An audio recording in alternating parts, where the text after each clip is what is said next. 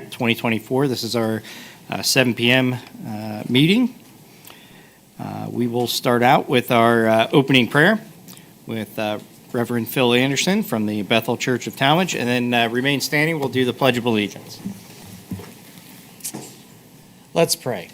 Lord, thank you for the leaders that you have blessed our city with. And we pray, Lord, for your guidance tonight in this meeting. May everything that is said and done be for your glory. Your word says we ever lack wisdom, we can ask that of you, and you'll supply that to us. So I pray that prayer for our leadership tonight. Be with us, I pray, and go before us. In your precious name, Lord. Amen.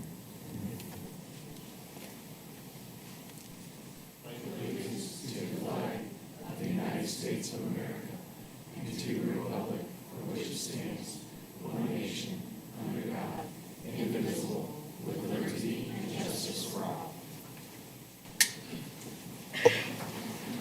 Thank you. Madam Clerk, please call the roll. Jonathan Bolus. Here. Adam Bozick. Here. Jessica Epstein. Here. Mary Gutman. Here. Donald Pavlik. Here. Ted Roy. Here. Nick Rubino. Here. Thank you. We are all present this evening.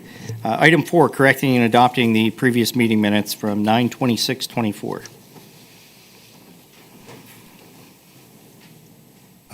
Motion to adopt?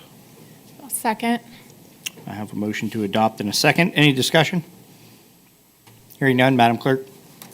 Adam Bozick. Yes. Jessica Epstein. Yes. Mary Gutman. Yes. Donald Pavlik. Yes. Ted Roy. Yes. Nick Rubino. Yes. Jonathan Bolus. Yes. Meeting minutes passed 7-0. On to financial reports. This is always the hardest part for me. It's so many things right here. Fire and EMS fund transfer in the amount of $300,000. Street maintenance and repair fund transfer in the amount of $300,000. Bond retirement in the amount of $150,000. Police pension in the amount of $87,500 to council on 9/30/24. Appropriation report, fund report, revenue report for the period ending 9/30/24 to council on 10/4/24. September financial reports to council on 10/4/24. Tallmadge Recreation Center profit and loss report for the period ending 9/30/24 to council on 10/4/24. Income tax comparisons for the period ending 9/30/24 to council on 10/4/24. Income tax by source report for the month of September to council on 10/4/24. Revenue comparisons per major funds for the period ending 9/30/24 to council on 10/4/24. And the consolidated investment portfolio for the period ending 9/30/24 to council on 10/4/24. Do I have a motion? So moved. If you can clarify that you're moving to accept them? Moving to accept as presented. We have a motion to accept and a second. Any discussion about the reports or questions for the Director of Finance? Hearing none, Madam Clerk? Jessica Epstein. Yes. Mary Gutman. Yes. Donald Pavlik. Yes. Ted Roy. Yes. Nick Rubino. Yes. Jonathan Bolus. Yes. Adam Bozick. Yes. All right, those reports pass 7-0. Moving on to item 6, public hearings. We have no public hearings this evening. Item 7, we'll start out with our within our community input. We have 2 things on the agenda, or technically 3. So after we finish with those, if there's anyone else present in the audience that would like to speak about anything else not related to items that are currently on the agenda, you'll have an opportunity to do so. So we'll start with our Fire Chief Underwood for our swearing in of full-time firefighter Austin Wingate and our Mayor Kilway.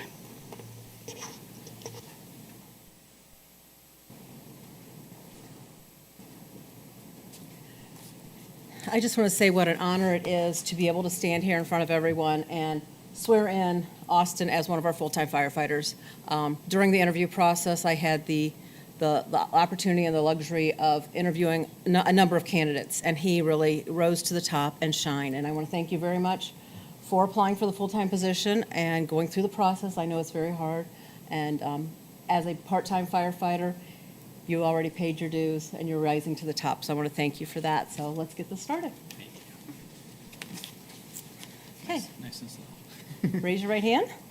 I, Austin Wingate, I, Austin Wingate, do solemnly swear do solemnly swear to uphold the Constitution of the United States, to uphold the Constitution of the United States, the Constitution and statutes of the State of Ohio, the Constitution and statutes of the State of Ohio, the ordinances and resolutions of the City of Tallmadge. the ordinance and resolutions of the City of Tallmadge.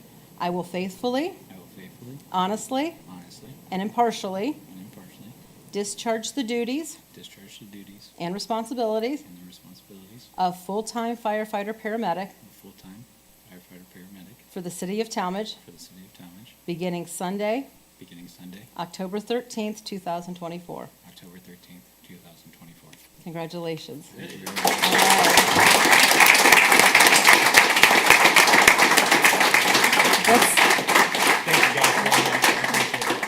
Let me get a pen. Let's make this official. Give me 1 second here.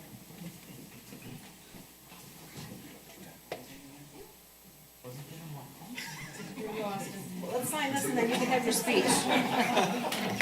Yeah, does he have a speech prepared for this evening? And then I totally forgot about it. That's okay. I had one sitting over there too and I forgot about it.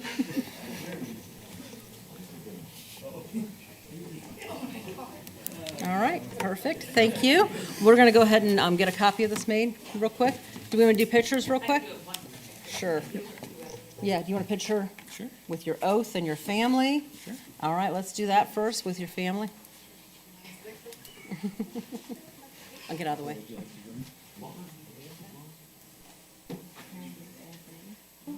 Wait, so you get them in first? Then we'll do both Chief and I and him. Where do I go here? Oh, okay, sure, thank you. And you got it right there for you.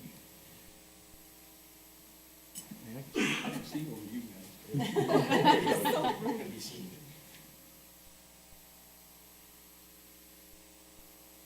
Thank you. The chief and. Yep, we'll get one with the chief in there. Perfect.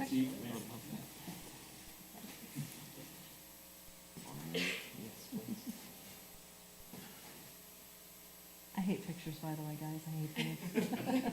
All right. All right, thanks. Congratulations again. Welcome again.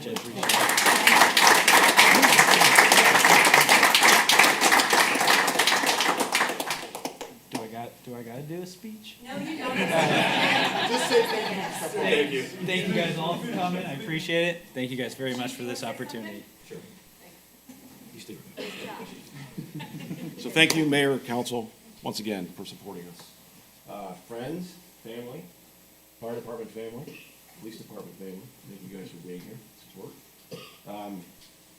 Like the mayor had stated, Austin started here in 2021 as a part-time gentleman, and now he is a full-time gentleman. Congratulations to you. Welcome to the family. Welcome to the team. By family, I mean the fire department family, and by team, do you play softball? Welcome to the softball. Thank you guys very much. You'll learn real quick. Congratulations.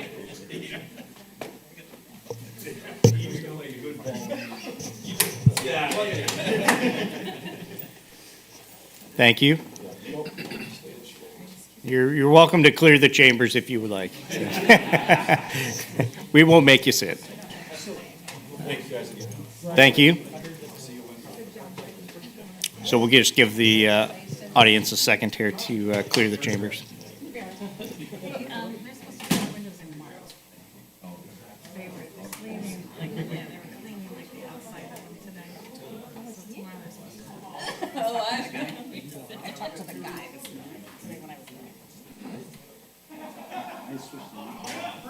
All right. Next up for community input, we have Andrew Mort, the president of Tallmadge Little League.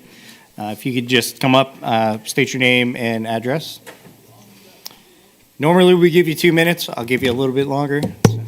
Hopefully it doesn't take that long. My name is Andrew Mort. I live at 644 Fairwood Drive.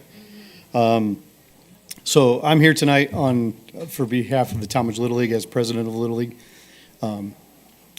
My goal tonight is not to speak about any personal feelings, any social media stuff that's been going on. I'm here on behalf of Little League. And my ask to council is similar to the ask that I made in my email. Just that we as Little League have been informed that the GTF will be closing, most likely in the next calendar year. Our ask of city council is that we are allowed to use the Tallmadge Rec Center as our temporary replacement until such time that something else is presented to us. We would like for all the Tallmadge Little League teams, clinics, and Tallmadge Little League specific related activities to be done at no cost to Little League, as it was at the GTF. And we'd also like for the Tallmadge Little League board-approved travel teams to continue to pay the rate that they would have paid had they been still using the GTF per our schedule. That's really our ask. That's what I wanted to come and say, just to get that out in the open to everybody. We have an issue of the GTF closing, and we just want to solve it to the best way we can. Short-term, long-term, I feel like it's going to be a multiple-step process, and short-term, we want to look at using the rec center at no additional fees to the teams. The difference would be that those teams currently pay those fees to Tallmadge Little League, which helps cover the utilities and everything that we cover in the GTF as Tallmadge Little League. And this would be, these fees would be going to the rec center at a rate not as the published rate, but it would be the rate that they were expecting to pay for this coming season at least. So that's our ask. Thank you. I do have a couple questions for Sure. you. So out of the, currently, how many teams, or I guess it changes every season, but this past season, how many Little League teams did you guys have? We had 51 teams across baseball, softball, and challenger divisions this past season. Okay. And then how many of the travel team do you have that would utilize that facility? I think we have like 16 to 17 travel teams that used it this past season, and we would expect that number to be about the same this coming season. And of that 16, 17, are they majority Tallmadge residents that are on those teams? Yes, so we do have a structure that I can share. I don't have it with me, but Sure.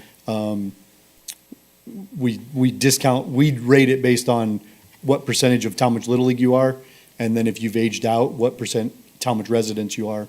Gotcha. So most of our teams, I think it's like 12 out of the 16 or 17 are 100% Tallmadge Little League participants. So they don't all necessarily live in Tallmadge, but they do all live in the Tallmadge Little League boundary. And then we have a couple of teams that are not 100%, but I think it's 70% or greater. I think that's where we drew the line. That also use the facility. They do pay a higher rate to use the GTF, but they do meet the board's requirements Gotcha. to use the facility. With the, you had mentioned the Tallmadge Little League boundaries. I know that's changed over the recent years. Can you kind of explain what that looks like now? Sure. So right now we go west to butt up to Cuyahoga Falls and West Akron. The boundary goes south down all the way to the North Canton Little League boundary, which is like Uniontown area. Then we go west over to 44 and come up through Ravenna, and we go up to just north of 303 in Streetsboro area. We don't have kids from all of those communities. Right. Other than in Challenger, we have a lot of kids from all over the place in Challenger. But we do have some players from most of those communities playing in our league. Gotcha. And our hope is to expand that further in the Right. future. Okay, great. Thank you. Any other questions for Mr. Mort? No, thank you. I mean, obviously, we've been in communication, and we appreciate the emails. I think, obviously, the communication is going to continue to remain open. We've definitely got a lot of work to do to, I think, find a solution or or come to some sort of understanding, I think, within the city and Tallmadge Little League. I think it's, in my own personal opinion, I think it's something that we need to do, because you guys were in a Tallmadge city facility. I think we need to find a way to kind of make ends meet for this upcoming year, obviously, until we can find a better long-term solution, I think. Agreed. All right. Thank you, sir. All right, thank you all for your time. One thing, can we get maybe a special committee, I'm in charge of community issues, that we can sit down with the city, like we've done in the past with other things that have come up, where obviously maybe two other people could come with me and we could sit down with the city and work together and see what we can come up. That would be fine. I know we're meeting with Little League on the 15th at Yes. 5 o'clock, so if you want to, meet before that, we can do that as well. So if you guys want to get a committee of 3 together, we can find time in I our think busy. having our chair and vice chair, and if I can attend that, I would like to be on that committee. Okay. The only thing I would, well, I guess it wouldn't matter. I know that one of the council people is a coach, so do you want to include him in, that would be a good idea?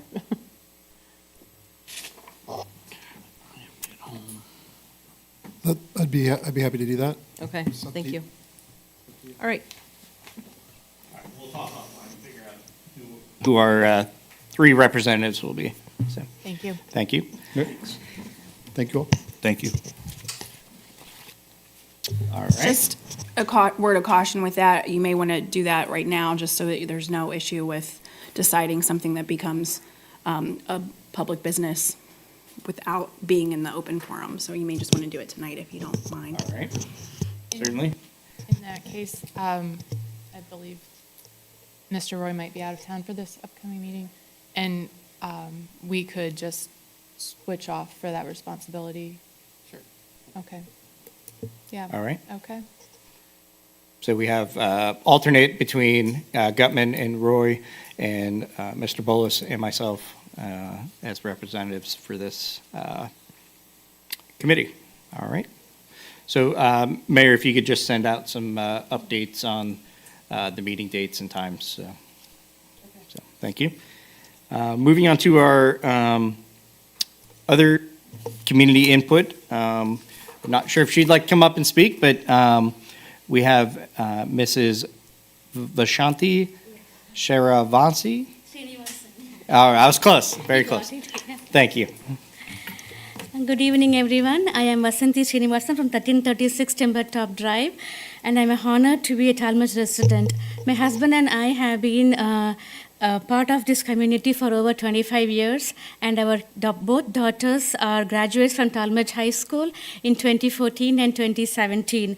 My husband and I immigrated to the U.S. from India about 30 years ago, and it is my honor to share some of my culture with my community. As Hindu Americans, we celebrate many festivals that I consider every day auspicious. We observe 2 very important festivals this month, October. The first festival is Navaratri, meaning 9 nights, from October 3rd to October 12th. 2 more nights to go. Navaratri celebrates the strength, beauty, and leadership of divine qualities that we personify in our faith as goddesses. The other festival we'll be celebrating is Deepavali, literally means festival of lights, and Deepavali represents victory over all evil.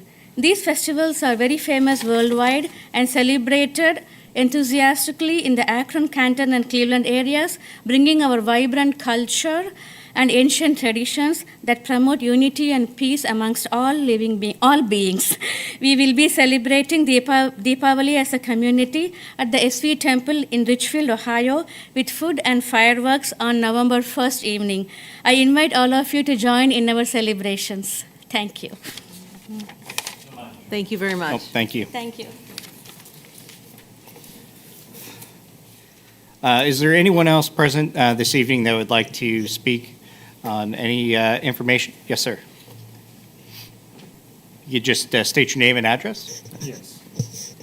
My name is Lee Chandler. I'm a Tallmadge resident, been a Tallmadge resident for 3 years. I live on 1713 Juniata Road, but I'm here as an employee of Killjoy Tattoo, which is 24 West Avenue, right behind the Huntington Bank. I believe I talked to Mr. Roy a few days ago. We're putting on a suicide awareness fundraiser November 1st and 2nd, and I just wanted to come speak before the council to see what input we could get and if we could get help from the city or community, because the event is shaping up to be a little bit larger than we expected.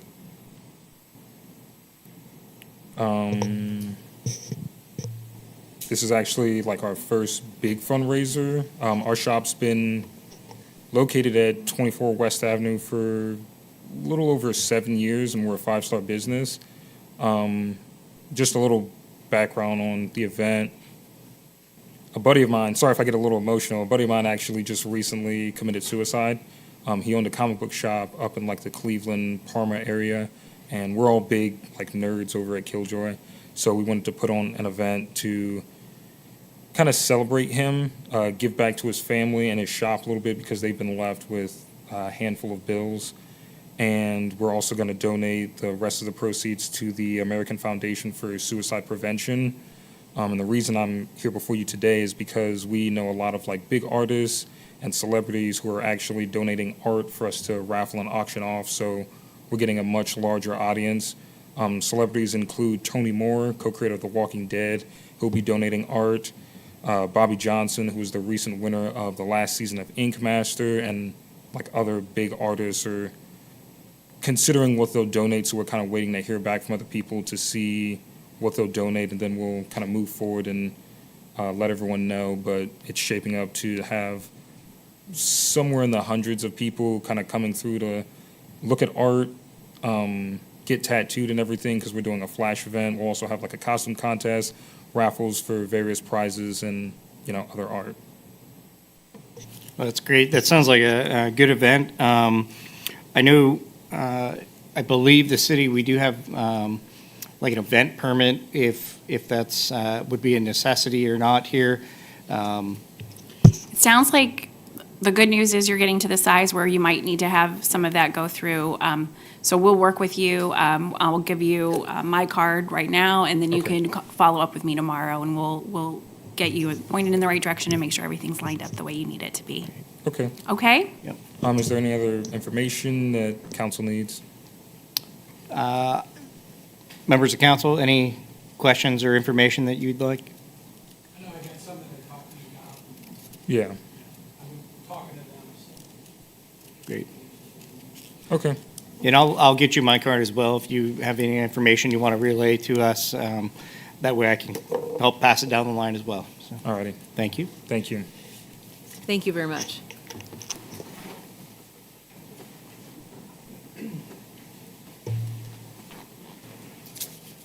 All right. Are there any other members in the audience this evening that would like to speak on anything not on our agenda this evening?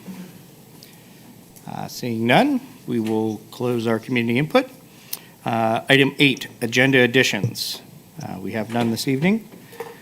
Item 9, reports of the administrative officers, starting with our Mayor Kilway. Thank you very much, President Bozick. Just a couple things this evening. Of course, we did just have that wonderful swearing in of another full-time firefighter. Our safety forces, as you know, are very important to our community, so I really like to highlight not only when we have new employees, but when our current safety forces employees do things above and beyond. I think most of us are aware that we do have one member of our fire department that's on the Ohio Task Force, and he was deployed several weeks ago and stationed in North Carolina to help with search and rescue after Hurricane Helene had come through that area.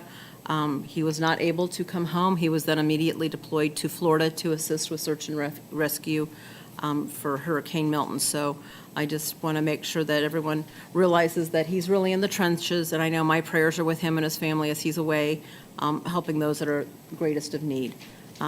He had his little bit of fame last night. He was on Channel 3 News, so want to put that out there too. We all really like him a lot, so wishing him the best and safest return home. Also, our battalion chief, Nick Sanson, last week He received the designation of Ohio Fire Chief Officer through the Ohio Fire Chief Association's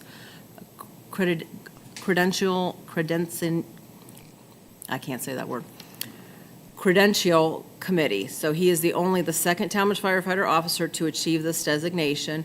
Deputy Chief Stasek, who was right in the corner a minute ago, and he's not here anymore, he's the only other member of the department to have this.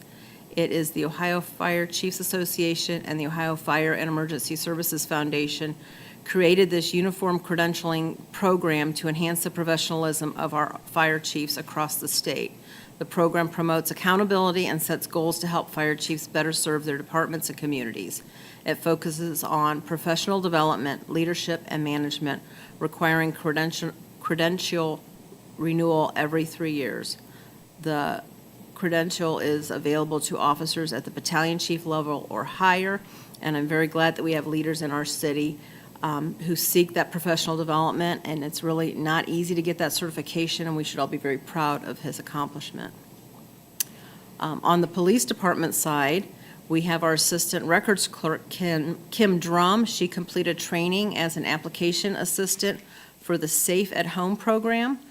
This program helps victims of crimes like domestic violence, stalking, and sexual assaults to create a substitute address when moving.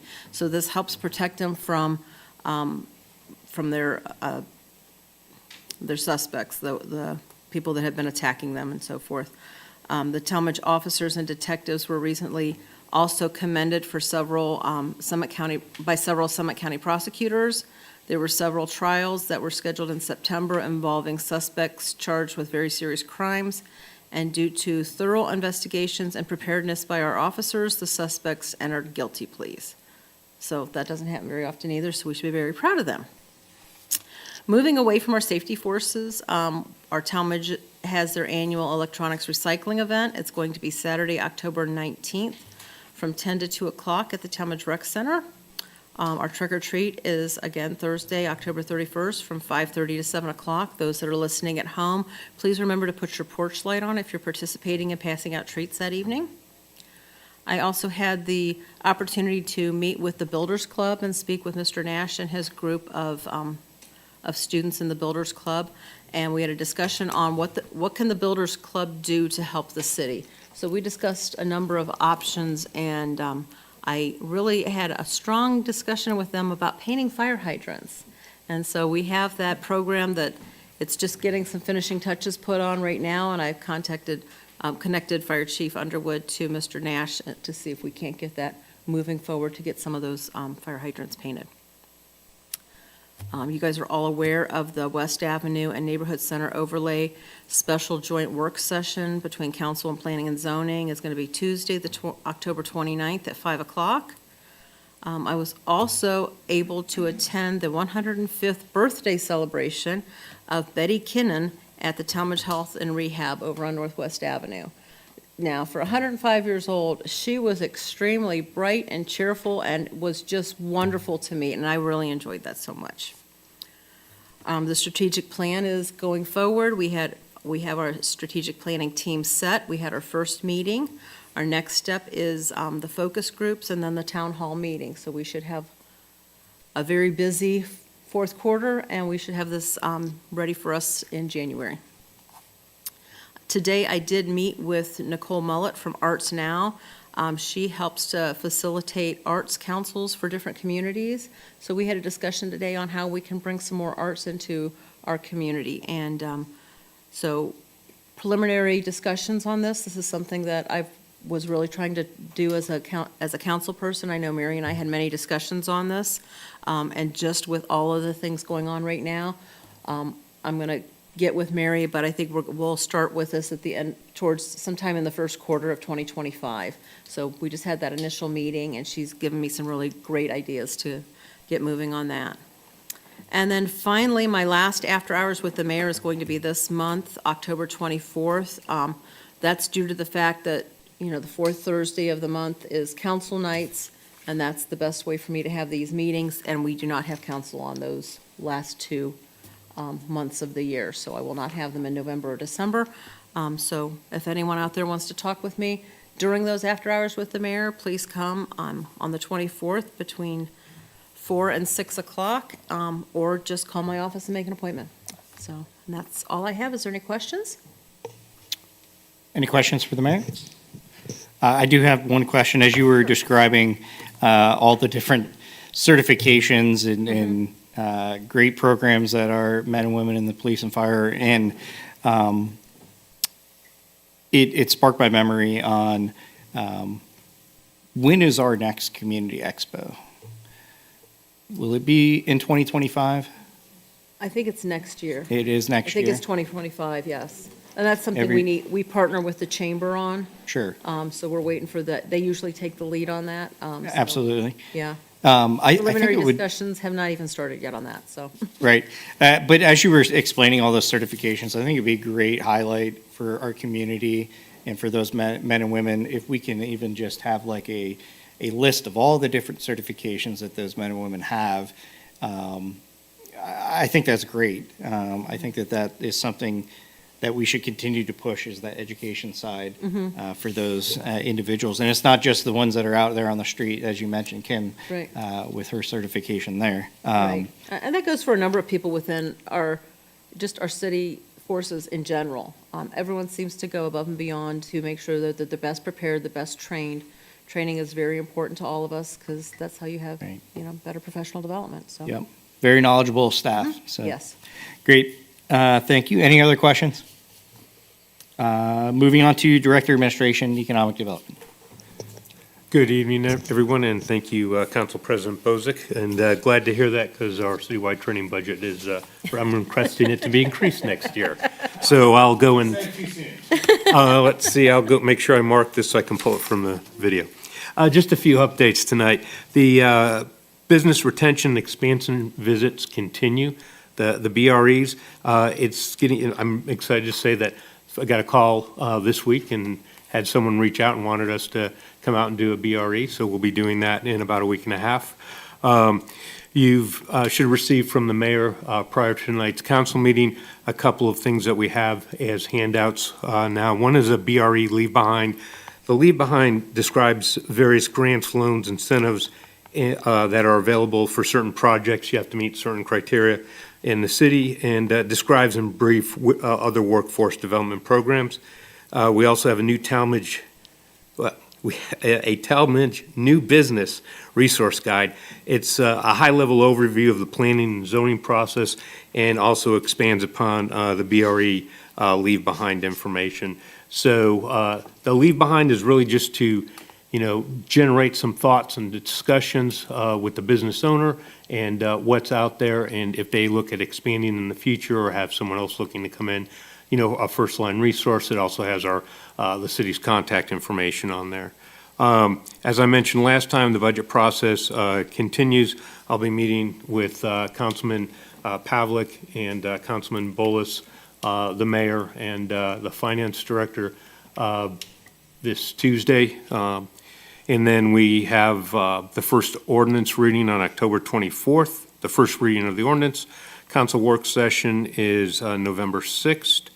And then union negotiations with the Teamsters are ongoing, and we have meetings scheduled with all the other unions coming up. So pending your questions, that concludes my brief for tonight. Thank you. Any questions for our Director of Administration? Mr. Pav? Yeah. Is there a meeting scheduled with Personnel Committee yet? There is, it's the following week, I believe the 18th. The 18th, that's right. Okay. Thank you. Thank you. Moving on to our Director of Public Service. Good evening. Sue, I'm not sure if you got it. Oh, there you go. So this Saturday is the Tallmadge Fall Festival at the Rec Center 1 to 5. Stop out. I'd like to thank Spielman for being the sponsor. Also, next Tuesday ends the Fall Event Survey. I'd like to thank council and everybody that pushed it. We are up above 500 that have answered the survey. Keep in mind that the last meeting we were only at 200, so thank you. Veterans Day, November 11th, it's on Monday. For council, I'm sure everybody knows the passing of Terry Fitzpatrick, great guy, always enjoyed him on the committee. He was one of council's appointments, so you guys have got to make another appointment for the Veterans Committee. The Veterans Committee is going to give you a couple names with bios, and then you guys could pick it from there. Currently, we have myself, Jim Forsyth, Adam Bozick, Kelly Ward, and Terry was obviously the fifth member on that committee. So hopefully by the next meeting, I got you guys the names so you guys can make that appointment. Leaf program, we do a rotation, keep in mind, so everybody's ward gets a turn at being first and being last. So right there, you can see the dates. Right now, we have a tentatively sent for November 4th as the first pickup in the one section there. Keep in mind, you can bag your leaves. Everybody that's pushing those small piles out right now, you could probably bag those and get them off there before we come around to you. We'll play it by ear. If they start dropping sooner, we'll adjust. Keep in mind, do not put your leaves in front of the fire hydrants. Do not plug the culverts or catch basins. Do not put grass clippings and branches in those leaf piles. Once we pass, we will not be back until the second go-around. So leaf season is starting, and if you go to that link down there on the bottom, you can see where we were at and what we're getting ready to do. The crossover on Perry Road, I'd like to thank Cement Tech. They did an outstanding job. That road is open. I'd like to thank the residents down there, especially the four that gave us the easements, put the head walls in. Turned out to be a great project. That's a good picture to the left to show you the size of that pipe. That's not a small pipe. You can see the water line to the guy to the left. He's got his hand on it.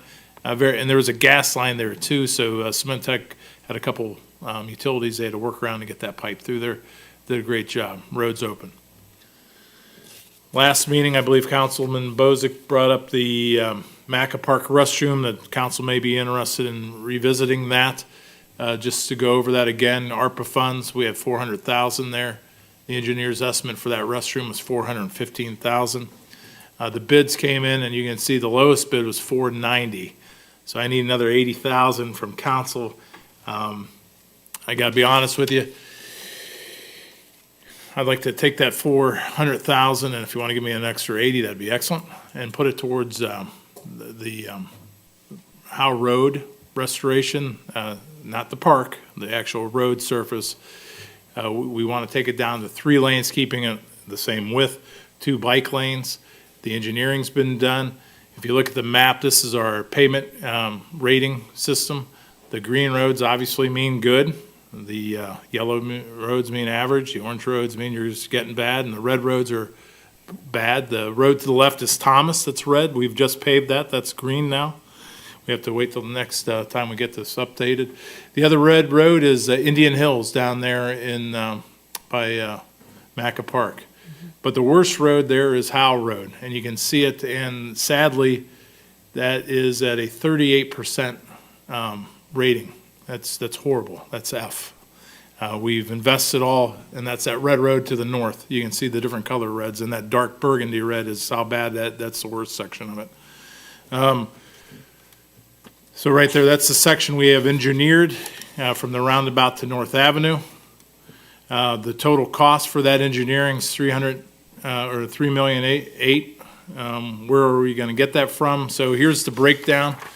What I've proposed in the budget is in 2024, we got $1.2 million for road resurfacing. I'm asking for $250,000 this year. Concrete, I got $450,000 this year. I'm asking for $50,000 next year. And sidewalks, we got $100,000. I'm asking for $30,000. So you can see the difference there. We got 1.7, and over to the right, I'll be at 330. The difference is 1.4. You take that, we also get permissive license tax from the county. That's $235. If you give me the ARPA funds, that takes me to $2 million. I need 1.8 to finish that job. So that's where the budget's at. So I know we're talking about restrooms, but I gotta be honest with you, I think this road project probably serves more in this community than the restroom does. Having the engineering done on the restrooms is great because now we can apply for grants. Applying for grants here, as you know, we got the grant for East Avenue restoration, and that was in 2017. We're not breaking ground until 2027 with that grant. So you want to wait 10 years and try to apply for grants? I don't think we can. That road's in bad shape. It needs done. We have the funding. We should do it. Just my 2 cents. We talked about it last time. Anybody want to talk about it now while it's up here? I have a question. That 3.8 million, does that include that just the road? Is that plumbing? What's going into that number? Stormwater, total rip out of the concrete, asphalt restoration back in there, So is there stormwater? and sidewalks. If we, So is there stormwater money somewhere else in the, I'm just trying to think like where else the funds come from. No, so the stormwater already exists, so it's just replacing the catch basins and the curb and gutter that's there now. We don't have any money in the budget set So- aside for that management or, So the concept would not be that we would pay, the concept is that we would repeat the paving reductions for the next 3 years to pay off the cost of the 3.8 million. so we're pausing our paving everywhere else basically. Paving, right, our road program would be Howe Road. There would be minor paving improvements on roads that needed, but as you all know, we have pretty decent roads around here, so this road is problematic, and so the concept is for the next 3 years, we would allocate the majority of our road program to this. Okay, but there's no, I guess there's no stormwater management separate fund or anything else? We that goes- do have a separate storm management fund, however, it does not generate enough revenue that this would be able to be, I mean, we could stop doing our other stormwater management projects, but our stormwater fund only generates about $500,000 a year. So we already pretty much are at a place where we use that for other, like Perry Road, that just costs, $120,000. That's 25% of our stormwater fund right Okay. there. And the bike lanes, I know this is kind of a specific question, but how much of that project are they?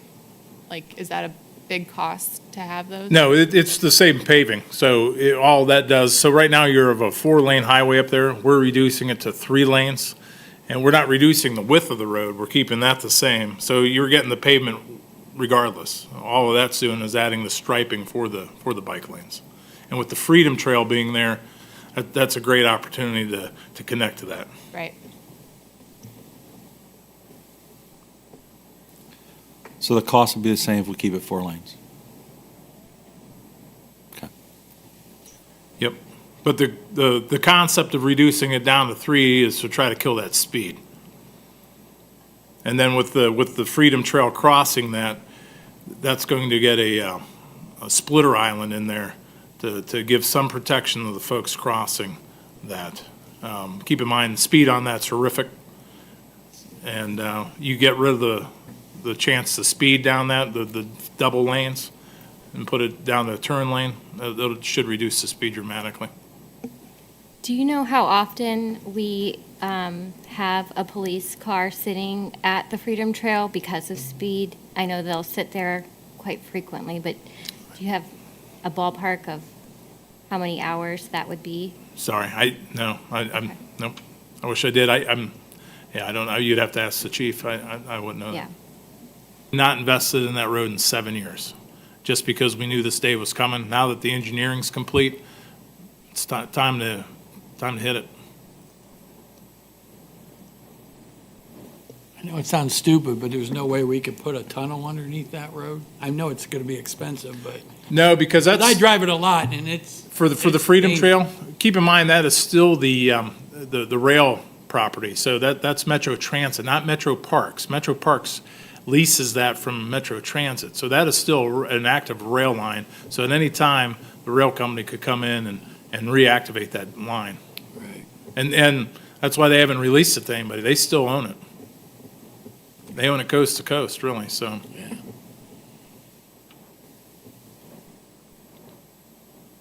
And we're responsible to put the rails back, by the way. So the rails that were removed out of the streets, we got to put it back if they ever want to put the rail back through. I was just going to ask, like, in your experience, like, we're just going back to the MACA restrooms proposal for the ARPA funding we were talking about next to MACA Field. In your experience with grants and whatnot, whether it be timeline or chances of getting that, like, you know, what do you think the probability is of that? With the engineering complete, pretty good. Would it be? Better than not having the engineering complete. I mean, so, you know, I hate to use that term shovel ready, but we're shovel ready. Okay, And they like, the grant writers like that. okay. And like, on average, what would be the lead time for something like that if it were to get granted? I think they process those grants pretty quick, so you probably got about a 24-month window to get it done. Okay. If we were to move the restrooms at Maca Park, could the cost go down? Meaning that where they're located at, you're running out water lines or? No. Okay. So the location, you're saying this, the location's still like right, essentially where the porta potty is now? Yeah, so I don't know if you guys remember back when we originally introduced the Maca Park restroom, we had the original plan up there. So the utilities are already kind of ran to that. I mean, the electric's already there, the water line's there, the sanitary sewer is kind of there. It's the cost. But there again, it's not that costly. I mean, it doesn't make that big of a difference. A semi-related question. Do we have someone that is dedicated to grants in the administration right now? That it seems like there's a lot of opportunities, a lot of talk of what we can do with grants, but I know you all are so busy with what you're doing. Like, Yeah, so we did just complete a funding readiness assessment, and it maps out all of the different grants that are available for each different department, and we're actively going through that right now. Andrea does administer the grants for us, so that would be in her wheelhouse at this point in time. okay, thank you. And just to add on to that, while Andrea is a grants administrator, it is the respective department's responsibility to initiate the grant. Our team and administration will review that. Depending on the level of grant, we may hire or work with an outside contractor on an individual basis, depending on how much that grant is, because $1,000 spent, $500 spent to review a grant and get it tweaked might be worth, you know, a couple $1 million down the road. So that's how that process will work. Each department's responsible for it, and then administration oversees and assists with that, and then administers a grant once it's awarded. Thank you. I have a question about the use of the ARPA funds. If there was not part of the traffic calming there by reducing the number of lanes, would the ARPA money still be eligible to be used on that project? So the ARPA funding we received was for replacing general revenues. So the city can use our ARPA money for basically any purpose of a government. So ARPA, that's why we were able to use it on the wide variety of applications, because it was considered revenue replacement because we received less than $10 million. So any government could qualify that as revenue replacement, and it just became money that could be used for any general government purpose. Okay. So I we want to don't have remind, be specific qualifications or there's requirements? zero specific qualifications. Okay. It just has to be something that we do as a government entity that we can spend the money on. I want to remind council, ARPA money has to be encumbered and committed, which means it has to be under contract, or it has to be spent by the end, or it has to be spent or encumbered by December 31st, 2024. So we kind of need to get council's feedback here on how they're feeling about this, because if we need to rebid the best restrooms, we need to move on that. What we will have to do, if council is agreeable to kind of use it, we're calling it using the ARPA funds for the road project, what we are going to have to do is re-advertise reallocate the ARPA money to our 2024 road paving program, which in essence puts the money we already spent on road paving back into the general fund. And then that money is then set aside and allocated in the 2025 budget and will be considered spent for federal purposes because we've reallocated it to the 2024 paving program. But it allows us to then save the money in 2024 we would have spent out of our general fund and allocate it to the 2025 project as general fund dollars. Does that make sense to everyone? Yeah, so without getting too far in the weeds here, but just a question about that, can we allocate it to general use capital improvements within the city budget? I know there's very We can specific. allocate it to anything, but road paving, we spent $800,000 and $900,000 on. It's a very easy, I can take all of that money and say we paid 400. I mean, But if it's you want to possible. pick and choose projects, but Right. But I'm just saying it's possible to allocate it to some sort of general line of some kind in the budget to be used for other capital improvement projects within the city? I have to have it spent on a specific, so I'm not kind of understanding what you want to do. If, for example, we were to allocate it to, I don't have the budget in front of me, so I don't have a list of what our capital improvement projects were for this year.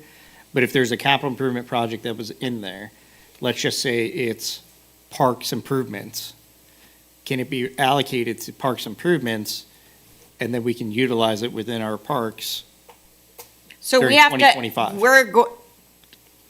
if we have to pick something that we are specifically spending it on, that we spent money on in 2024. What that does is it saves the general fund money.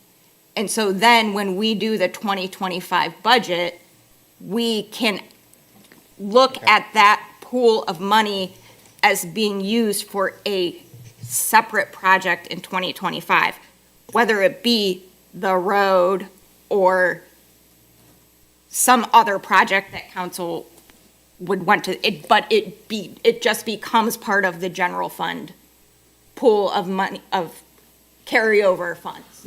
Carry over into next year. Got it. Thank you. Mr. Rohr, how quickly would the three contractors that you engaged for the restrooms, how quickly could they dust off that and update their numbers? It'd take us 30 days. We'd have to go out to bid. I mean, I could put it out next Sunday. Takes a month. I mean, we Does could, it cost us anything to put out to bid? yeah, about $800 to $1,000.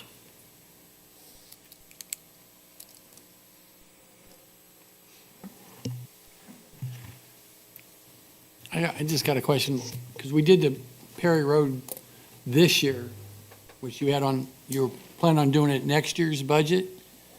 I mean, since we paid for that this year, is there going to be extra money in 2025 because we don't have the Perry Road project? But that's stormwater funds, so that would only be in the stormwater account. And we've got other culverts and crossovers. I that just knew need- you did paving and stuff out there too, but it's all. Yeah, under- no, that was part of the, so it was, the paving was a patch over the culvert. That wasn't really paving, that was just fixing the asphalt that was underneath, so. We have other culverts and crossovers that need replaced next year as well. What did end up, the Perry Road, how much did that end up? We were over costing? 100,000 in that. Over 100,000? Yeah, I think it was 112 or 115. Okay. This is my 2 cents. We have a lot of cash. So whatever we spend this ARPA funds on, it doesn't matter. Because if we want the restrooms, we can cut a check. We're sitting on 28 million cash. So obviously we can't spend all 28 million, but we have a lot of money. And year-to-date, our revenues are outpacing what we budgeted. So, and I think I've had conversations with Mills Gilbride where I think the revenues are going to be a little bit more recognized because we've got, kind of precedent over the last 3 years due to COVID and what we're bringing in revenues, right? So if that's the case, our expenses are gonna go up. So I really would like to see a budget, a draft of a budget. I know we got the meeting on Tuesday to find out what's in the budget, what the city is planning to put in that budget. That's kind of like where I sit. So I know you want something, think you want something this meeting. No. Okay. Nothing this meeting. It was Okay. just a clarification. There again, the restrooms came in 80,000 over budget. Yeah. I don't see the need to do it. I'm just letting you know what we propose. Right there, you see three of our line items that was put in the budget: the paving, resurface, the concrete, the sidewalks. You see what we're shooting towards. It would be great to get that ARPA funds. But if not, that's 400,000 that I need to get from somewhere else to finish out road. Granted. So I'm not asking for anything. Okay. I'm just making a point that if we have 400,000 to spend, this is a really, really good worthwhile Yeah. project that benefits everybody in the city. We're 156% ahead of schedule on interest income. Correct. But what I'm saying is we do have a deadline because. Yeah, no, I the understand ARPA that, funds, yeah. So we need to buy, if we are rebidding the bathrooms and doing that with the ARPA funds, it has to be decided rather quickly. Yeah, no, I understand Because I that. have to be in a contract. Yeah, you got to allocate it by year end. So I get just, it. So I guess that would be one Wanna thing I do need. Do you clarify. guys want to do that? Because I got to put it out by next Sunday. and I also want to clarify, we do have $28 million, but a number of those dollars have restricted purposes, so That's why that's why a I said it can't be misstatement all- that we have That's- $28 million to spend on whatever we want. I just want to The clarify. record will show that I said we can't spend all $28 million.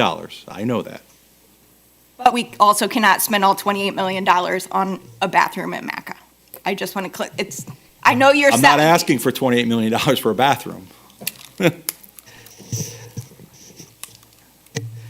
Mr. Rohr, if you've got me all thinking about a $28 million bathroom now, what that might look like at Mecca, we'll change it to Mecca. So I know you and I have spoke briefly. There are some other projects that you've kicked around here. A few projects in this, I'll get to my point here, but do we have a set of plans for the Howe Road property where the DD building was located? Thought you'd never ask, Adam. Good segue, right? Yeah, great segue. So here's the, to the left, I don't know if you can read it. So the GTF, so that's page 124 from our master plan that was done in 2019. There's a committee, council approved it, passed it. And if you see that highlighted section there, demolition of the GTF building. So that was already thought of, already put out there. Building's in bad shape, has to come down. So we've got some concept plans. The plan to the right, top right, is the memorial hole concept plan. The building, Sue? I was trying to zoom in, sir. No, don't touch the controls, please. Thank you. Appreciate it. We'll get you copies of these. I'll email these out to you so you got them, so you can see them. But to the top left, the orange roof structure there, that is an indoor training facility of some sort, right there. The cost for that replacement is 1.8. And believe it or not, the GTF is a bigger building than I thought. It's 9,000 square feet. So it's a chunk.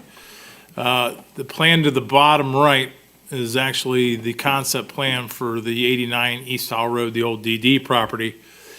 That orange roof facility is half of a football field, which would be just not a baseball complex. It would be for football, soccer, lacrosse, whatever. And you can see that's 5.6 million.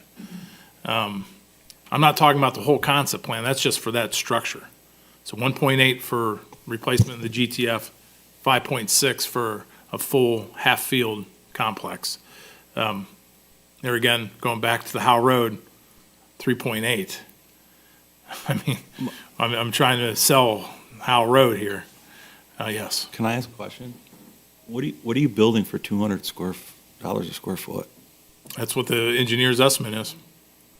And keep in mind, the restroom was the same engineer, so he's pretty close to being on the mark. Matter of fact, he's less, right? That restroom came in 80,000 over budget, so his estimate.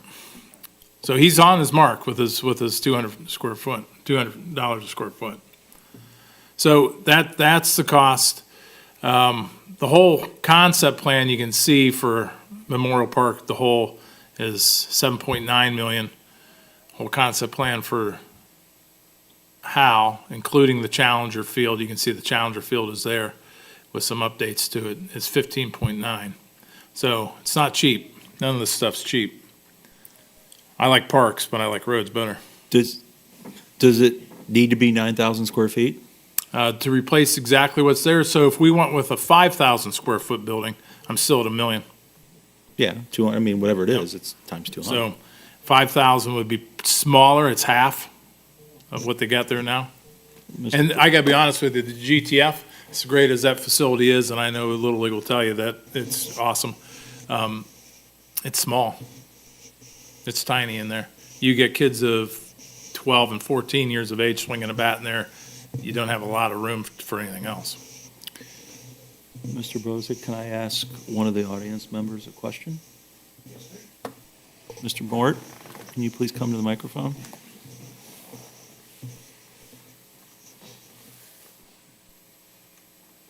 Just a question. Do you utilize all 9,000 square feet? And if so, what would that entail, or would it be less? I guess, point of clarification, is that the entire building? No, that's just your section. So it Like including the locker rooms and hallway? includes the locker rooms, restrooms, yep. So no, we wouldn't utilize the whole 9,000. The 5,000, I assume, is the turf area? Is that what that I don't know where the approximately is? architect got the 5,000. We do have some wasted space that we're not utilizing due to it being the old showers and locker rooms that were there when it was a swimming pool. So that space is kind of just wasted. So something larger than the current turf size that we have, which I do not know what that is, would be ideal. If we could go at least, probably 65 to 70 feet in each direction to have, in essence, a basic infield, to be able to utilize that. We have more of a rectangle than a square at the moment. So it makes it hard to do any kind of fielding per se, other than just drills. We can't operate a full infield practice inside when the weather's inopportune. Thank you very much for that answer, and thanks for sticking around. I would recommend that the committee that we formed work with Mr. Mort to determine an appropriate size of a building, just so we have that in mind, whether we build that or not, or we go bigger, at least we know what the bare minimum that he would, or they would need. I agree with that, Mr. Pavlik. And so since we're talking about this, with that facility, would this facility be utilized, or who would manage the facility? Would our Parks and Rec Department manage the facility, and would they utilize it in a way that would kind of mirror the way that they manage the rec center by doing facility rentals, those sort of things? Or are we building a community center but utilizing it for just Little League or Challenger? How do we envision the use of the facility? Councilman Bozick, great question as always. I think you're putting the cart before the horse. Let's get the building up. And then as that building's being constructed, let's lay out how that's going to be managed. I think the key thing is let's figure out a way to get the building up. Where's the funding coming from? And as that's going on, let's discuss the rest of it. Well, I don't have an answer. I don't think anybody here in administration has an answer for your question right now. Any other questions for the administration? Ms. Gutman? I'm on a grants kick tonight, I guess. Are there any grants, partial assistance, or anything for this type of thing? Yes.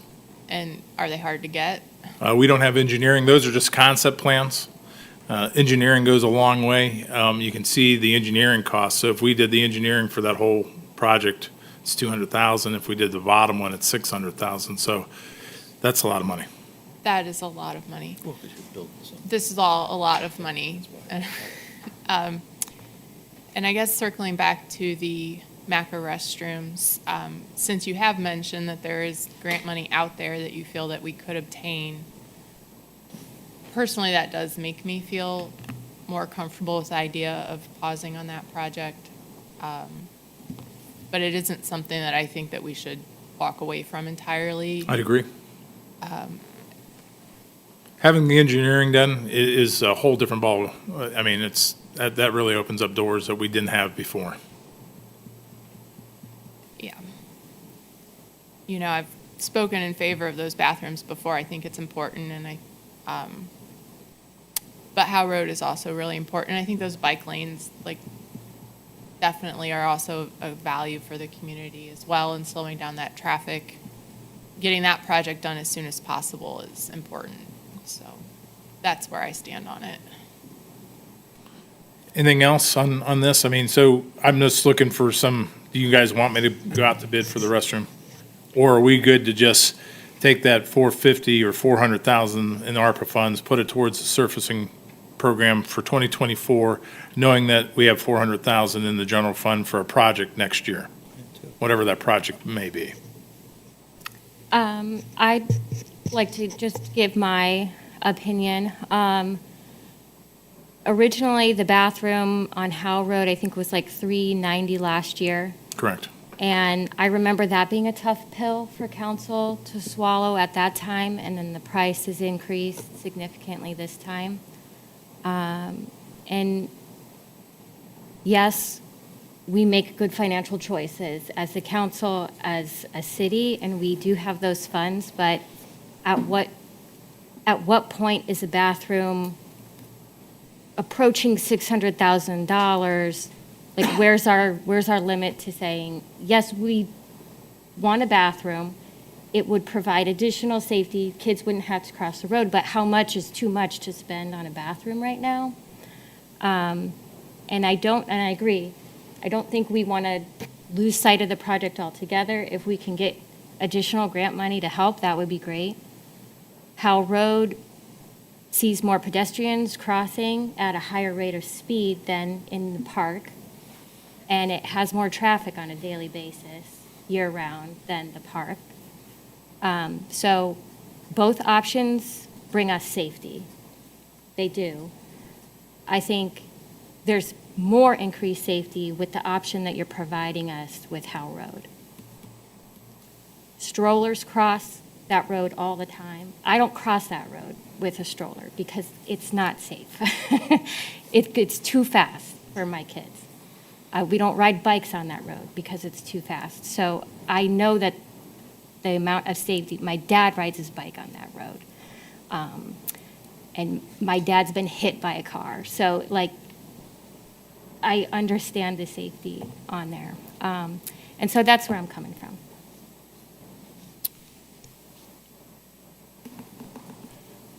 Just given the confidence level or probability of, more likely than not getting some grant help for the bathrooms and various components we're talking about here, I'd lean toward the Howe Road. My question is, with the East Avenue widening project starting roughly when that project would end on Howe, is there any risk of overlap in budget needed for East Avenue? Because that's going to be a phased approach as well, but isn't the city, how much is the city accountable for with East Avenue widening and the timing around that? Just wondering if there's a risk of overlap. It's 10% of that project. Which is what? I mean, 10% of what? I think it's I like, think it's like, it's like 12 we million. needed like our portion was going to be around 2 million. But a reminder that starting next year, we did put a TIF on Tallmadge reserves. We will begin collecting that. The intent of that collection was to pay for the city's portion of the East Avenue widening project. And then now, with the caveat that if those revenues don't come in as expected, of course, the city would be responsible for covering the difference of that with general fund, but I'm not anticipating that, but we should start to see what that TIF collection looks like next year for that. So we did, when the Tallmadge Resource went in, we did establish the TIF in order to collect those funds and then to help pay off the debt for the improvement of the intersection that we issued at Washburn when it originally went in. Was that a 10 or 20-year TIF? It's actually a 30-year non-school TIF, Okay. but once we've collected and paid off, you can terminate it terminate anytime it. before. Got it.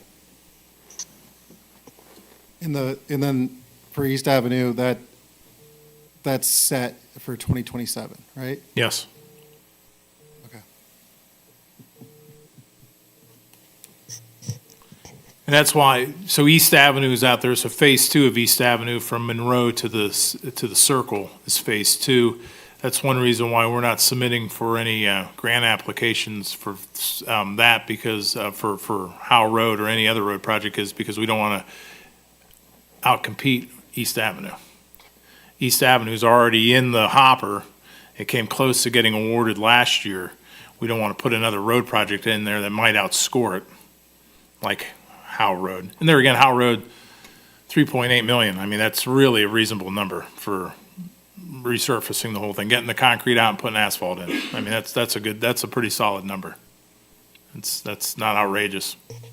Mr. Rohr, with the project of going from 4 full lanes down to 3 with bike paths or bike lanes, when we did we've done an engineering study on that? Yep. So did Did it take into account any future? Yes. And it's fine.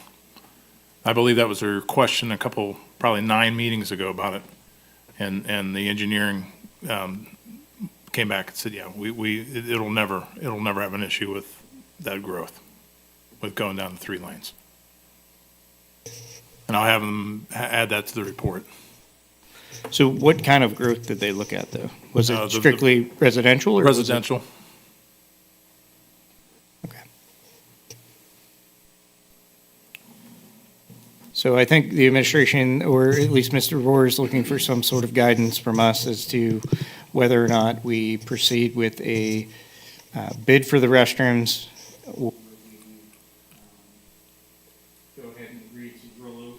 We go ahead and agree to roll over the amount to the road project, as Mr. Rohr had stated. I think that's fine. You can poll. It's called poll. You can just poll. You can Poll, just yeah. go down and. So, just before we do that, though, like, I struggle with this because we have so many projects, I think that we could do throughout the city. And just looking at, Memorial Park, and I believe that Howe Road site concept, I'm not even sure that was even considered when we did our Parks Master Plan at that point. So that's above and beyond. And if I'm not mistaken, I think our Parks Master Plan, when it was completed, called for 13 million, maybe 16 million in parks improvements for encompassing the whole plan. And that was, probably 5 years ago now. So that number is going to probably be ballooned up to closer to probably 20 million at this point. So knowing we have 20 million in parks improvements that are out there, an additional 15 million, I think knowing that and knowing that we should probably be improving Howe Road, I'm not in favor of going down to 3 lanes, but I think if we can do some traffic calming out there, I think that would be good for public safety. I think there might be some options there on keeping that path off of the roadway, though, and putting it So the engineering's Off the road. complete. The engineering for that's 100% complete. We paid for it last year. So the engineering is a reduction. The width of the road stays the same. It's a 3-lane It's down to 3 lanes, turning lane. I mean, it's complete. It's ready to go. We're ready to put out the bid next year. So that's where you're at. So can't change. I don't have any more money in engineering. Right, no, I'm just simply stating my opinion on. So the question is, Councilman, so restroom and then put the 400 in this year's paving and then set aside the 400 for a project in 2025, whether it's Howell Road, whether it's a restroom, whatever. But I think that's what Ms. Gilbride needs to know, and I need to know whether I need to put a restroom out for bid. So 400 just pay for the paving this year, and then that'll set aside 400,000 in the general fund for a project in 2025, whatever that is. All right. Are there any other questions before we take a poll? No. All right, so to clarify, we're looking at, as Mr. Roy stated, 400,000 going towards road paving.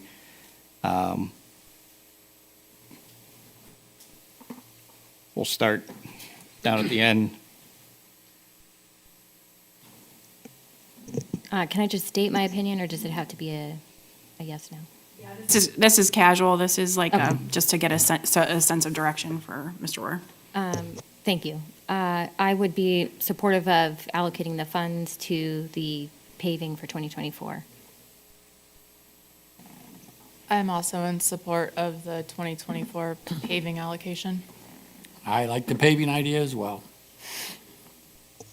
Bathroom. Bathroom. This is difficult because I'm trying to think through, you know,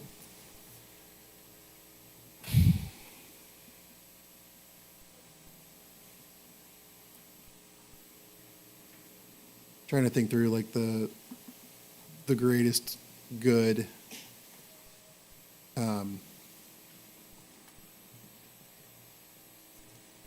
I know that, like, just personally, I know that park gets a lot of usage, and like I've seen a lot of potential accidents there as well.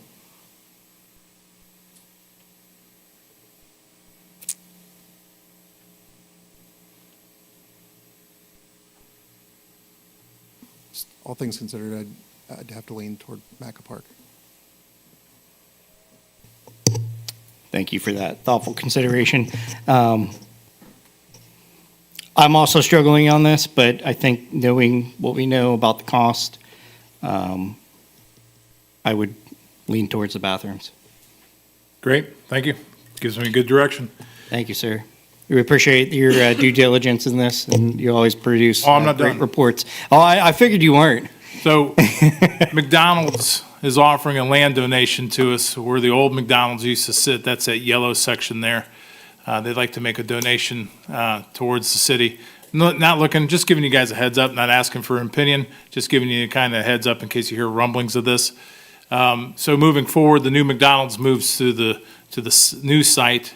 The yellow is where the old McDonald's is at. The problem is down there in the bottom, that's the storm retention for the site. So a third of the property now has storm retention for McDonald's on it. Is this a valuable piece of property for the city? I don't know. I don't see it. I don't get it. Personally, we're discussing it. It's landlocked. I have no way to really do anything. And there again, we're talking about park improvements, so I need to add another piece of property to put another park piece on it that we're really not going to be heavily utilized. I mean, the Freedom Trail doesn't even touch that property. If you see the lane to the right down there in the bottom, that's the back drive to Three Horses there, the Mexican restaurant. So it's not even touching the Freedom Trail. Letting you guys know this is out there. Like I said, not really looking for anything, just kind of giving you guys a heads up that McDonald's is offering a land donation to be used for park purposes. Not in love with it. Can we make it into parking? No. They won't allow that? And it's landlocked. We'd have to go through them to get to it. And that retention pond's bigger than what's shown on there, so there's no way to put a drive around it to get in there. Mr. Rohr, with that pond being there, is that going to be fenced off at all or no? No, it'll be a detention, so it'll Okay. be dry. So it'll be dry most of the Yeah, part so of keep in mind, all detention anymore has base pools in it, so they have small little 6, 8-inch pools that are always wet in it, but they will not be holding water unless it's a major flood event. So if we do agree to take this land, would they be willing to put a playground on it? They're not willing to put anything on it, just give us the land. Just give us the land? Yeah. All right. I thought I'd ask. They want to give us the land, and then they don't have to pay for the maintenance of it anymore. And They would still have the retention pond area. That would still be theirs to maintain, but the rest of the 2/3 of the property would be up for us to do something with, whether it's a playground, whether it's And there are restrictions on this as well, too, where we could not use it for any type of economic development that would, be a competitor of McDonald's or anything like that. Is it a gift if we then have to, we're giving them a gift, right? Right. yeah. By I covering mean, the I think maintenance that there are, concepts out there that we, if we invested again a lot of money, that there's some concepts that they presented that would have, tables and green space and picnic stuff, and you could do some things there. But again, the stormwater management, we would have to have a contract with them. We would have to make sure we're enforcing the contract, that they maintain that, because we would be the owner of the property. That gets a little bit tricky. And again, that's what ended up happening, I think, with that stormwater area, is that there's just enough room to get maybe a small path in, we think, from the sidewalk, but there's not, there's not immediate access, again, to the actual trail itself. And keep in mind that the trail is actually owned by Metro Transit, so you'd have to get permissions and easements and secure all that, not only with them, but then you also have that drive that's in between. So just a clarification question then on this. Obviously, this had to be passed through a planning and zoning. Originally, I recall that this was discussed that they were going to do a donation of land. I guess, when did it change, the scope of it change? It hasn't. So it's always been a pond there then? I recall conversation about this where they were going to donate the land, but it was going to be usable for park space. That's what they're, yeah. I think What I'm initially, seeing but, is it's not usable unless there's a significant investment. well, The problem is That we was don't. or we could green That was- space it, and we would be responsible for mowing it. mowing it. At the end of the day, what I don't want to have happen is a Nottingham Corner Park. Remember Nottingham Corner Park there on Nottingham and West Avenue? That park stood there on that corner, and what was it? Who did it? What was the purpose of it? And then it went to Lepo, and it got to be used correctly. This would be that same type of park. I think it would be more of a just, what is that? What do we do with it? I mean, it's landlocked. It really has no benefit. There again, just letting everybody know that this was being offered to us as a gift. And just, I'll get back to you on what our opinion is and what we decide to do with it. Was the original plan, as approved by planning and zoning, was it based on the conditional of, we're going to accept this property? No, And- so this is the approved plan from planning and zoning. By the time that there was original discussion from a long time before they actually presented their plan, and I think that then when they did the more detailed engineering, they realized they had no other location for the stormwater detention except this area. They still own this, this is their parcel, this is their design. They have just offered us this as a donation. But this is the approved project through planning and zoning, and so there was no conditions like that attached to that. But we knew that going in, right? We knew that we were going to get this land donated to us, right? Well, you guys, in order for someone to donate property to us, we have to actually accept it. Well, yeah, I understand Yeah, that. so it's being offered. It was discussed. We're letting you know it's being offered, and it was discussed. I think the original, if I recall correctly, and I was not part of those original discussions, but when they first came in quite some time ago with the idea that they were going to move the McDonald's forward, I don't think that they planned on that detention being there. I think you're correct in that I don't remember seeing Yeah, I don't think that scope of it in the original design. It was quite a bit different. And for clarification, so the area that is to the west, closest to the circle, where the block wall is, all of that is currently city property, correct? Well, only the right-of-way area in front, so in the- front of the, in front of the, In front of the block. in front of the block, but all the rest of it behind is theirs. It's theirs. So that was owned by a previous owner. It was not owned by the city at all, correct? Correct. Okay. It So was we had private- no, private there was no prop- like property. exchange of, we're going to take, we'll No. give you this front half, we'll take the back half type No. exchange at all. Not It was at all all. purchased. No, by- that was owned by private, it was Okay. like the remnants of the gas station and all that. We never Gotcha. owned any of that Okay, property. so city owned nothing there. Correct. They bought it, they moved. Correct, Well, okay, all correct. right. Again, there's not a, we did this for this, none of that. This is just, they're offering us this. It's a courtesy letting you guys know that this is being offered. I mean, and we'll tell you what we decide to do with it. I mean, but just letting you know. Do we have a deadline or a time frame? No, they probably want an answer, but I think you can tell by my tone how I'm looking at it.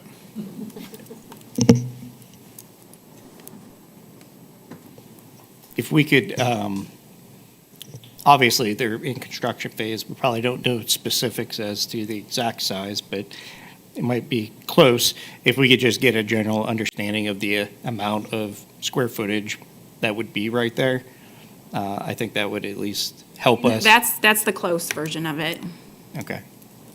I can't quite read it from here, but, so if we can just get a general idea of the square footage at some point to understand whether or not that has the potential of even being utilized by the city at any point in time for any use, even if it's for picnic tables or a small park, whatnot.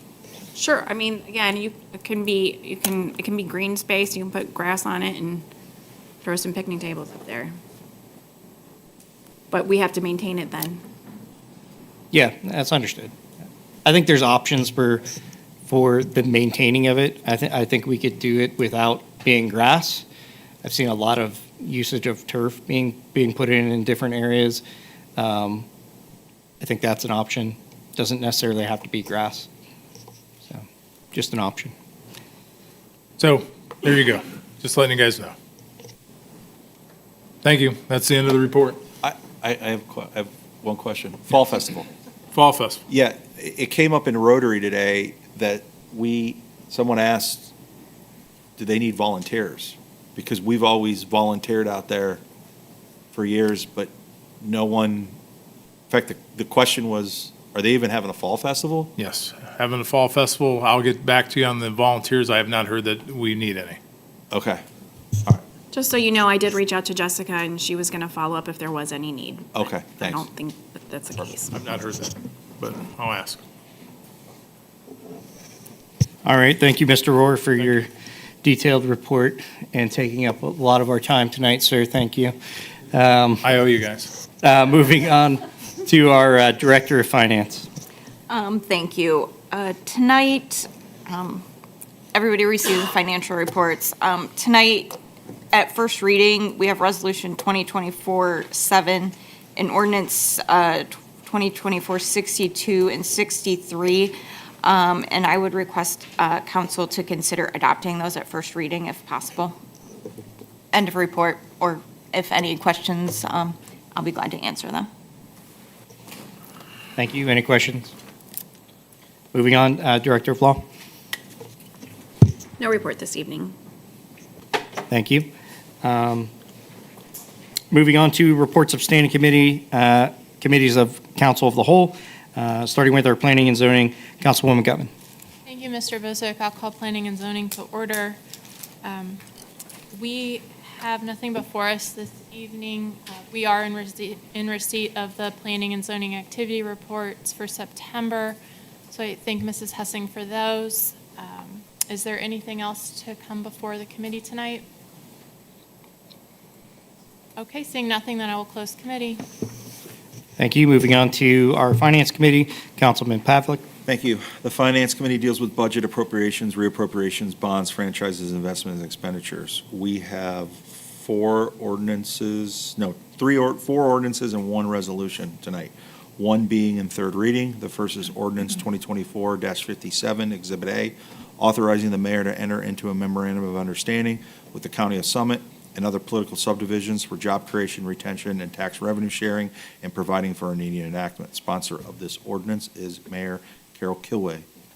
Is there anything that you want to add to this, Mayor? You guys have had this for a couple months now. It's a job, or a memorandum of understanding with the Summit County and other local subdivisions for job creation, retention, and tax sharing revenue. It's a renewal with a couple cleaning up items in there to address work-at-home issues and stuff like that. Molly, if you wanted to go into any more depth with this, I know this is your wheelhouse. Yeah, we were just, the agreement calls for a review and update. The parties that have been party to the agreement met and just made some clarifying items in terms of income tax with the changes that have occurred with people working at home, and those to clarify that work at home is not considered a relocation into like a community, and various things like that. There were other considerations made, but that seemed to be the consensus of the only change that the agreement needed. And then it also just added for reference a sample agreement that communities could use as a starting point if they needed to enter into any of these agreements. How does the work from home tracked if you're working from home in Tallmadge and you're supposed to work in Akron? Like, how's that sharing tracked? It's supposed to be tracked by your employer. So, and communities would not share that. So Okay. that would be excluded from, that would not be considered a change that would trigger tax sharing. Got it. Is Okay. what was basically added to the agreement. Thank you. Is there any questions from council? Is there a motion? So moved. Is there a second? Second. The motion's to approve, correct? Motion to approve, correct. Is there any discussion? Hearing none, Madam Clerk, will you please call the roll? Donald Pavlik, Yes. Ted Roy, Yes. Nick Rubino. Yes. Jonathan Bolus, Yes. Adam Bozick. Yes. Jessica Epstein, Yes. Mary Gutman. Yes. Okay, with that, the motion passes 7-0. Thank you. Welcome. In first reading, ordinance 2024-62, appropriating additional amounts for various park repairs and providing for a needing enactment. Sponsor of this ordinance is Director of Finance, Molly Gilbride. This ordinance has been read into record. Ms. Gilbride, do you have anything to add to this? Just, obviously, we had those storms in the park, and those various items, and we kind of held on to it for a little bit to see if we could, if we could make it, but we're gonna need to appropriate the funds for those items so that we can finish operating our parks the way we had budgeted for the rest of the year. Okay, thank you. Is there any comments or questions from council? Is there any need for additional, or do we think that this will, barring additional storms, obviously, but I mean, borrowing another natural, yes. act of God. No, I mean, we are not aware of anything at this time. Replacing these expenditures should be more than adequate to make the department operate for the rest of the year. And just for clarification, so the unanticipated repairs for fencing at Kent Road and Lions Park, and then the bleachers in Indian Hills, and then the first whereas statement on it, the unanticipated expenses for the tree removal. So, okay, so the tree removal is its own separate, there was no, So those were 3 different occasions. correct. With different incidents. Some of it had insurance coverage and some of it didn't, so I separated out to identify I believe the tree Trees not. tree So the tr- removal we did not receive insurance proceeds that was not covered by our insurance, but we had to do them. Between Lions, Kent, and Howe Road, tree removal was 21,000. Correct. Wow, okay. You remember that was, I think it was 26 total trees in that one. I mean, storm those event. trees were Yeah. like uprooted out of the ground, yeah. Decent size, and then the one at Indian Hills in later, I think Councilman Rubino was there that night, that took out those bleachers and took out a batting cage, so. And is it not covered by insurance primarily just because, like, was it just falling in open space, or was it? No, they just don't cover trees. They cover everything with tree hits, so they covered the bleachers and the fence, but Okay. they just don't cover the removal of the tree. Any other comments, questions? Is there a motion? Motion to adopt. Is there a second? Second. Okay, is there any discussion? I have one last question.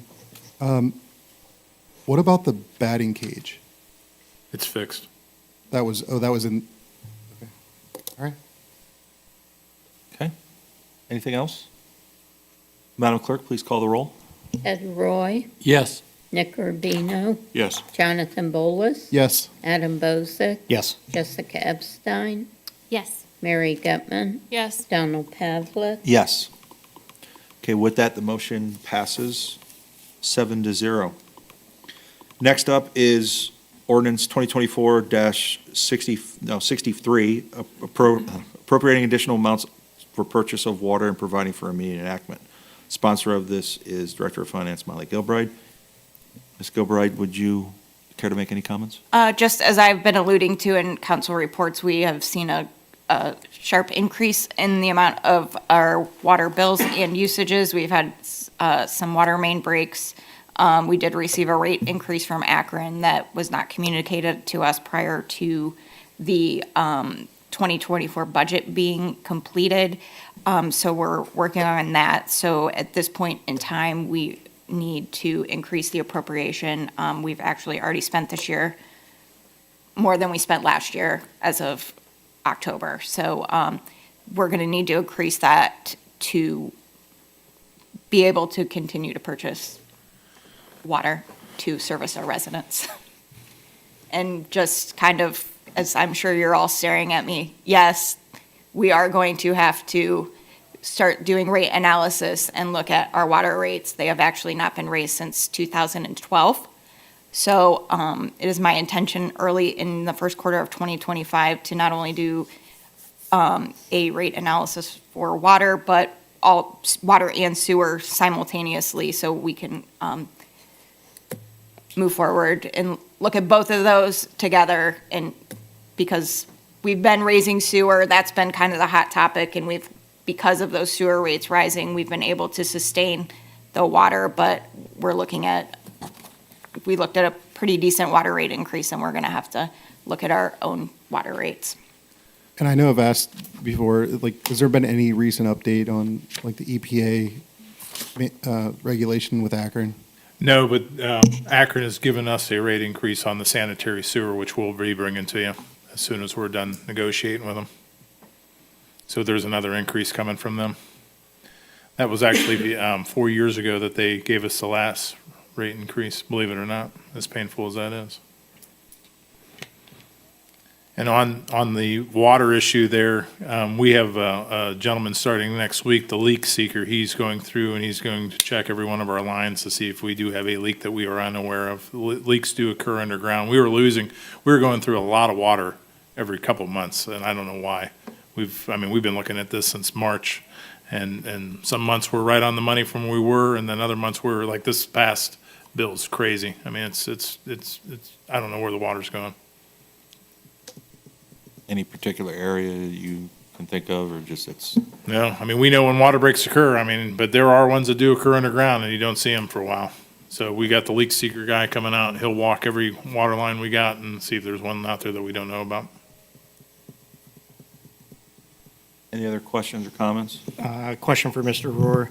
The increase in the sewer rates, are those based on an index, though, based on inflationary rates? From my understanding, it was going to be, I don't remember the exact year that this was going to be set, but they were supposed to base the increase in rates on whatever the adjusted inflation rate would be. They base it on everything, so their infrastructures that they keep adding, that Councilman Bolus is asking about, so that's part of the rate increase. The inflation part's part of it, I mean, so the hourly rate that their employees are getting, that's part of it. So it's quite an index. Okay, thank you. Ms. Gilbride, has Akron communicated any water increase for 2025? No, not at this time. Are you anticipating one? Yes, When will we know? Probably not for a while. probably not for a while. Okay. Is there a particular reason that we haven't increased our water rate for 12 years? It just feels like such a big shock on people. You know, I mean, It's a dirty word, just being honest. And our Right. water fund has been able to sustain itself for the most part, and sewer was the big topic. So if we could leave the water rates where they were, because we knew we were going to be increasing the sewer, it was just kind of left to be, because we've had some pretty, over that period of time, we've had some pretty substantial sewer rate increases, and that's just been us passing along the rate increases that we had. So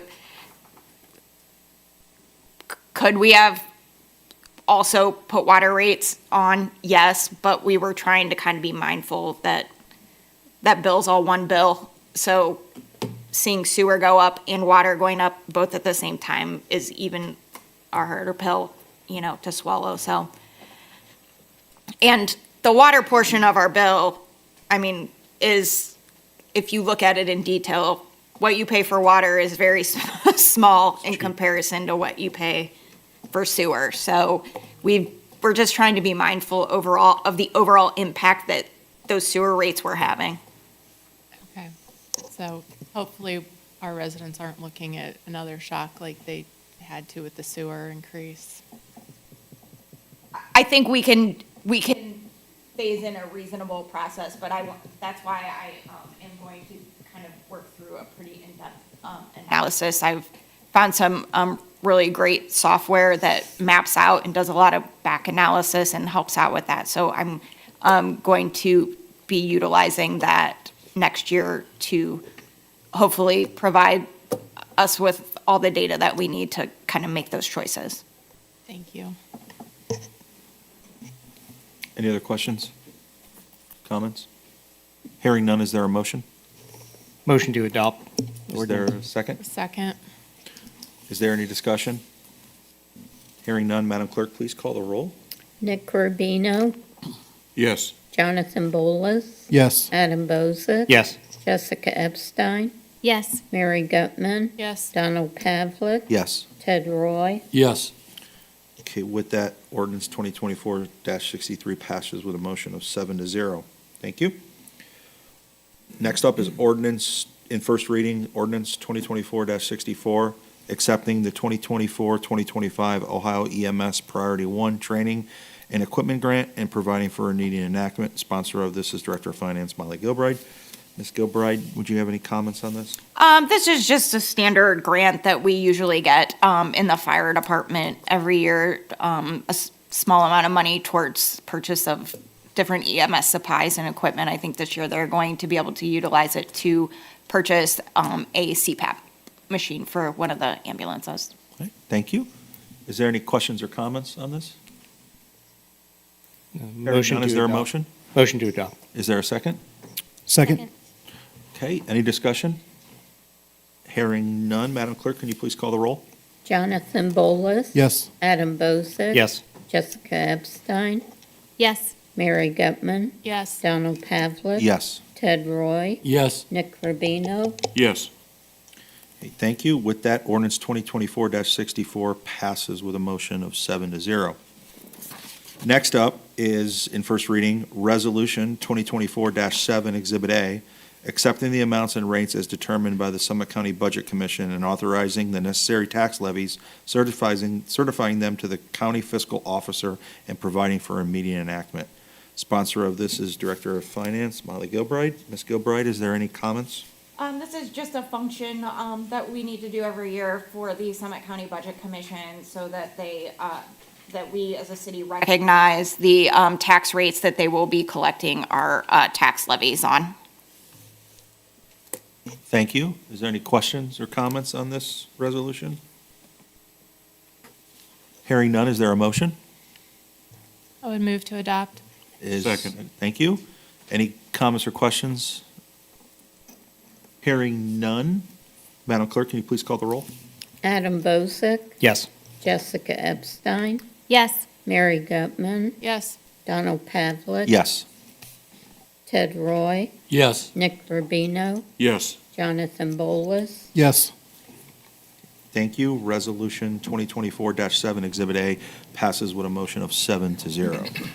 That concludes all the ordinances and resolutions for this evening. Is there anything else that needs to be brought to the matter of finance? Hearing none, I will close committee. Thank you. Thank you, sir. Moving on to personnel, Councilman Bolus. I call the Personnel Committee to order. We are all present this evening. Personnel Committee deals with personnel, labor relations, insurance claims, rules of council, and state statutes. We have no ordinances or resolutions or additional items this evening. Are there any questions or comments for Personnel Committee from administration or council? Just wanted to add a point of clarification. The meeting for Personnel Committee was scheduled by myself as Chair of Personnel Committee for Friday, the 18th, just to get an update from Director of Administration, and the Vice Chair of Personnel was invited. And again, I wanted to clarify that I coordinated that meeting. With that, I will close committee. Thank you. Thank you, sir. Moving on to safety, Councilman Rubino. Thank you. I call Safety Committee to order. Safety Committee deals with disaster services, communications, fire, and paramedics, police, and health. We currently have no legislation in front of us. Does anybody have any questions or anything for the Safety Committee? Hearing none, I close committee. Thank you. Moving on to community issues, Councilman Roy. Yes, I'd like to open up community issues.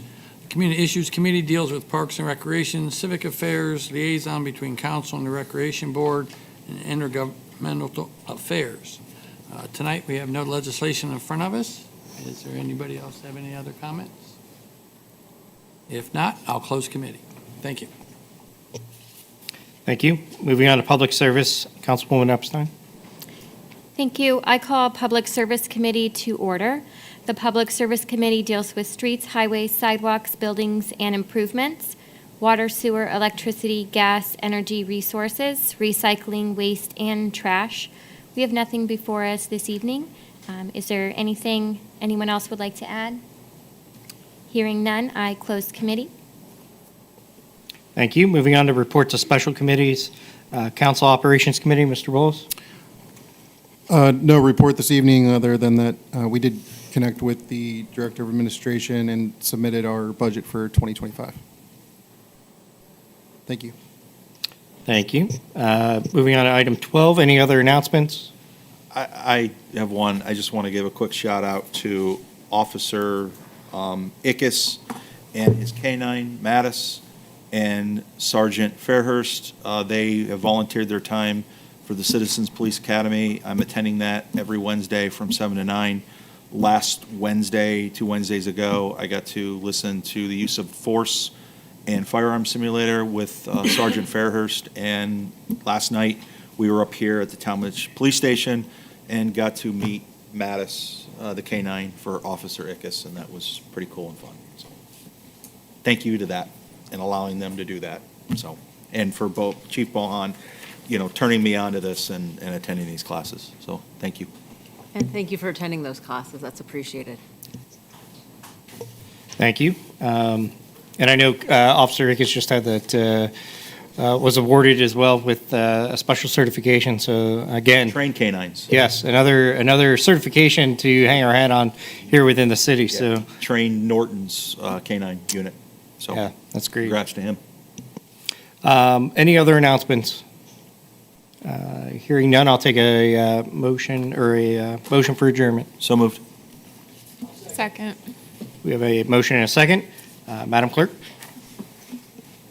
Jessica Epstein, Yes. Mary Goodman, Yes. Donald Pavlik. Yes. Ted Roy, Yes. Nick Rubino. Yes. Jonathan Bolus. Yes. Adam Bozick.